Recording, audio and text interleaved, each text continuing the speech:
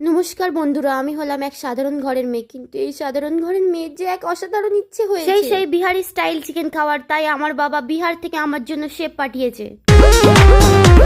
অনেক হয়েছে, চলো এবার রান্না করি। প্রথমেই শেফ তৃষা চোখে চশমা লাগিয়ে তেল মাখাতে গিয়ে নিজের অকাত বুঝতে পারে। এরপর নিজের ফার্মে এসে চিকেনে হলুদ ও লঙ্কা গুঁড়ো মাখিয়ে ঘুম পাড়িয়ে দেয়। পর বেশ কয়েকটা নাম না জানা মশলাকে তেলে সাঁতার কাটতে শেখায়। পর একটুখানি মামা গা ভর্তি জামা খুলে তেলে ফেলে দেয়। তারপর লঙ্কা বাটা, আদা বাটা ও রসুন বাটা দিয়ে ভালো করে নাড়তে থাকে।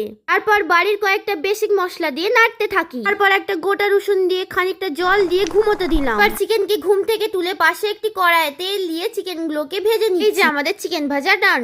এবার ভাজা চিকেন গুলোকে গ্রেভিতে দিয়ে ভালো করে মিক্স করে নিলাম। বেশ কিছুক্ষণ কষার পর এর মধ্যে দিয়ে ভালোই তেল বেরিয়েছে। এবার জল দিয়ে ঢাকা চাপা দিয়ে রেখে দেবো কিছুক্ষণের জন্য।